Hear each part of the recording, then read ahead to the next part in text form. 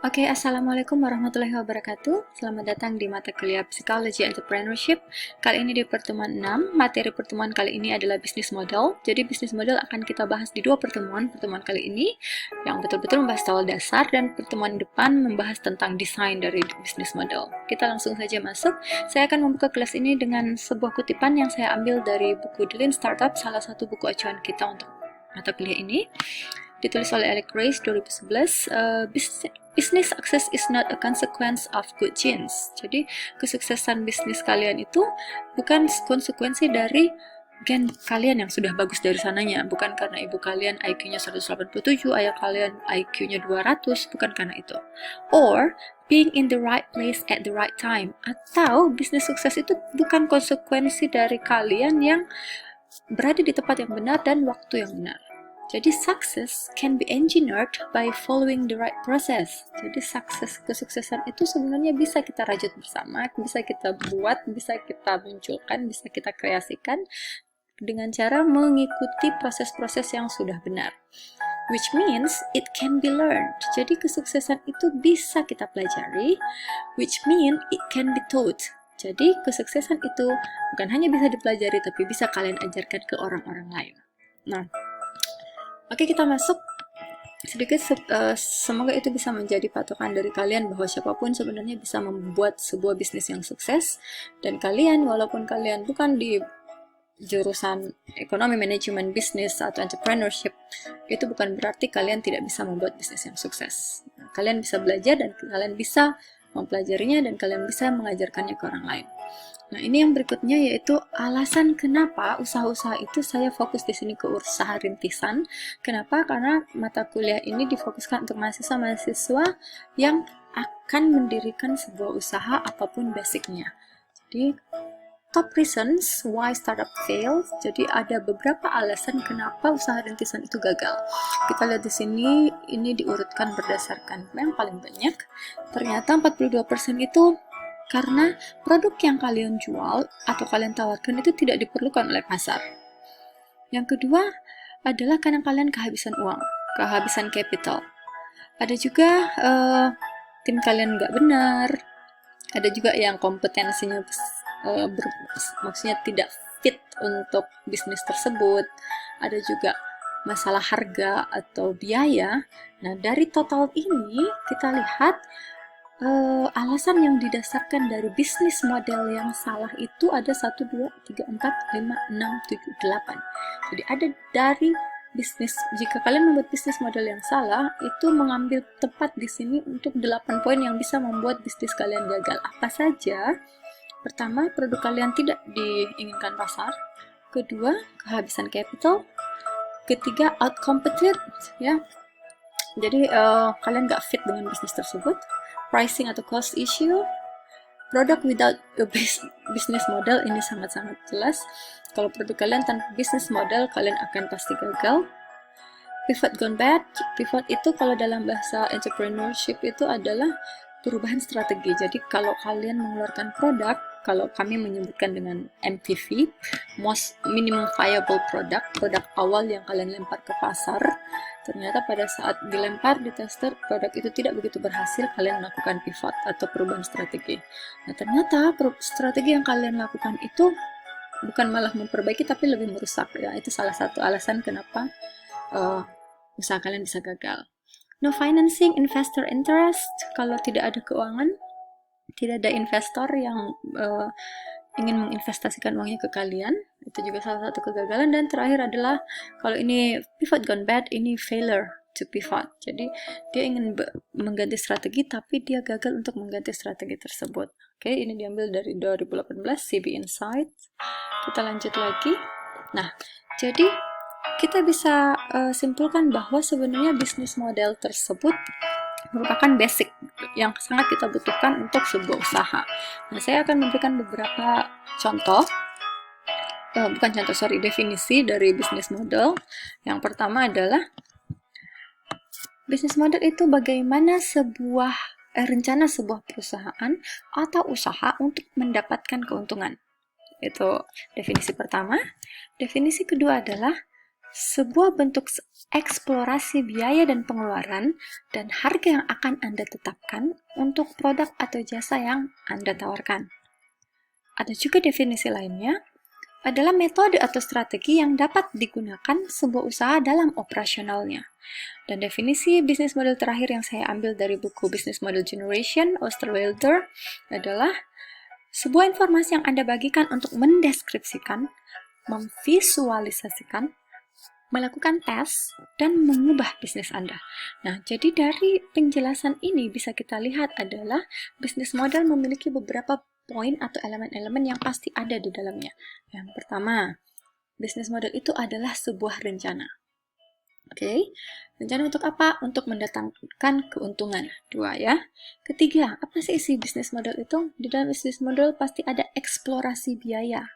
Oke, dan pengeluaran, tuh. Ada harga yang akan Anda tetapkan. Jadi Anda sudah memutuskan dengan bagaimana perhitungan harga yang akan ditetapkan untuk sebuah produk atau jasa. Perhitungan harga pun akan masuk di materi kita 3 minggu depan kalau nggak salah. Nah, di dalam bisnis model ada apa lagi? Ada strategi yang digunakan dalam operasionalnya. Jadi, semua elemen-elemen itu ada di dalam bisnis model dan kita deskripsikan dengan baik, memvisualisasikan dengan sangat sederhana tapi mengena, dan melakukan tes terhadap bisnis model tersebut, dan itu bisa mengubah bagaimana Anda atau kalian menjalankan bisnis kalian. Itu adalah pengertian dari bisnis model. Saya akan lanjut setelah itu ke evolusi dari bisnis model. Jadi pada zaman saya kuliah malah kami tidak mengenal bisnis model yang seperti sekarang, kan bermacam-macam bisnis model, sangat variatif. Yang kami kenal adalah bisnis model itu ada B2B, business to business. Jadi kita sebagai perusahaan, sebagai usaha, kita adalah bisnis, kita menjual atau menawarkan produk kita atau jasa kita ke bisnis lain. Jadi bukan ke customers, itu business to business. Oke, ada lagi business to customers, ini yang paling banyak. Jadi kita adalah usaha atau perusahaan, kita menjualnya ke customers, sangat banyak contohnya. Lalu ada lagi business to government, hampir sama dengan ini, tapi ini tujuannya adalah menjualnya ke bisnis lain, dan ini tujuannya adalah menjualnya ke government. Jadi produk yang kita tawarkan itu dijual untuk ke government. Customer to business, ya. Jadi ini agak berbeda nih. Jadi customer to business. Jadi customer biasanya kalau zaman sekarang kita membeli rating, membeli ranking, membeli ulasan, dan ulasan itu akan ke bisnis, dan bisnis itu akan melakukan usaha sesuai dengan permintaan dari customers, yaitu customer to business. Dan yang terakhir adalah customer to customers. Nah, ini yang banyak nih. Ini yang difasilitasi oleh marketplace kita, di mana banyak reseller atau dropshipper, mereka itu adalah customer bagi si marketplace dan menjualnya juga ke customer lain, itu C2C. Namun, evolusi dari bisnis model itu sangat berubah. Nah, sekarang di zaman sekarang kita lihat bisnis modelnya itu sangat beragam, ya. Jadi ini Starbucks, bisnis modelnya Starbucks. Itu gimana dia melakukan bisnis model tersebut. Dia dari company operated stores, licensed stores, dan food service. Terus ada Airbnb yang pionir dari peer-to-peer business model, ya ini ya, peer-to-peer business model. Jadi maksudnya ini menghubungkan antara satu orang pemilik rumah ke satu orang yang ingin menyewa. Jadi itu peer-to-peer. Yang berikutnya adalah Aldi. Ini adalah sebuah jaringan supermarket murah di UK. Bisnis modelnya gampang, jadi dia dari barang itu disalurkan ke Aldi di seluruh daerah gitu. Ada juga bisnis model dari Netflix yang sekarang banyak sekali yang kita pakai karena kita lagi stay at home. Bisnis modelnya mereka itu adalah dari basic ke standard ke premium, jadi ada kelas-kelasnya. Ada juga bisnis model McDonald's. Ini McDonald's menggabungkan antara bisnis model supply chain, Jadi karena dia kan tersebar secara global ya. Dan bisnis model franchise karena bentuknya franchise. Dan terakhir ada bisnis model yang seperti ini, Kering. Kering International ini adalah sebuah perusahaan yang membawahi segala merek-merek terkenal di dunia. Kalau bisa kita lihat sini ada Puma, ada Gucci, ada Alexander McQueen, ada Balenciaga dan lain-lain. Itu adalah evolusi dari bisnis model dari yang sangat sederhana tadi menjadi sangat bervariasi. Di tahun 2018 sendiri sudah ada 180 jenis bisnis model. Banyak ya. Nah, kenapa harus bisnis model? Tadi kita di definisi sebenarnya kita sudah melihat kenapa harus bisnis model. Coba kita lihat lagi. Jadi, bisnis model itu berperan sebagai metode dari visibility. Jadi analisis visibility-nya dan kelayakannya apakah itu bisa berkelanjutan atau tidak, kita menggunakan metode itu untuk melakukan pengetesan. Kedua, memberi fokus agar semua elemen yang ada di bisnis dapat berjalan bersama-sama dan bekerja secara menyeluruh. Bayangkan kalau bisnis model kalian tervisualisasi dengan jelas. Jadi kalian bisa tahu di distributor atau supplier kalian itu apa yang akan mempengaruhi ke cost contohnya, apa yang akan mempengaruhi ke aktivitas utama kalian.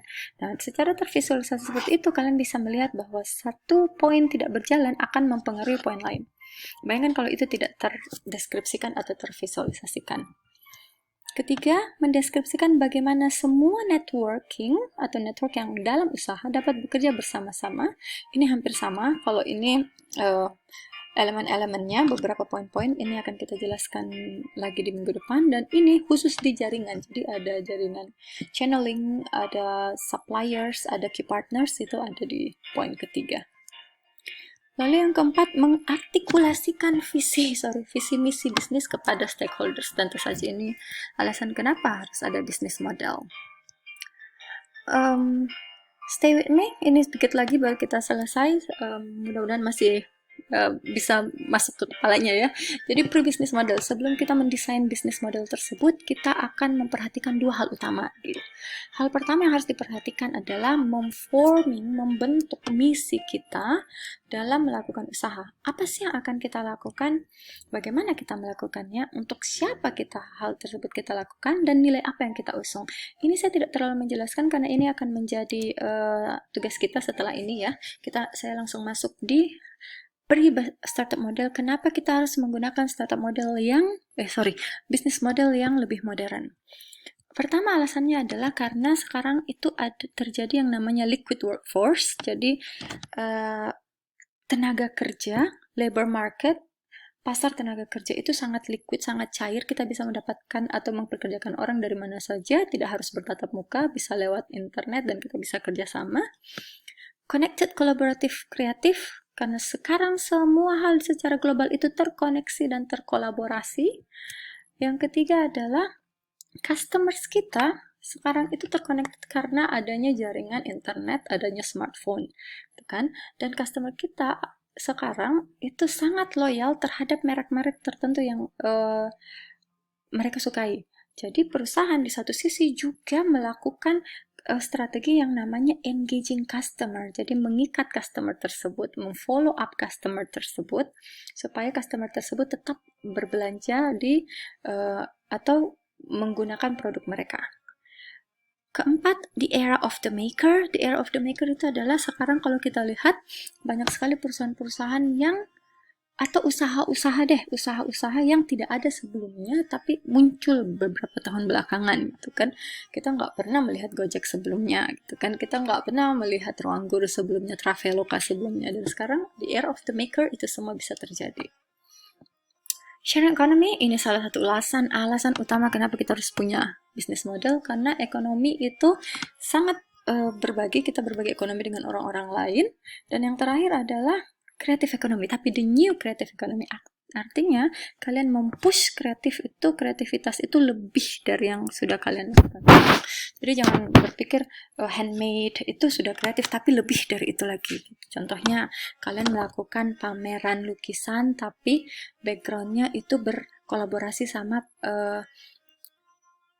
orkestra, atau kalian melakukan tari yang menggunakan proyektor untuk menembak laser sehingga ada bola api yang seakan-akan bola api padahal bukan Oke, nah itu semua adalah materi kali ini. Kita akan lanjut ke diskusi lagi.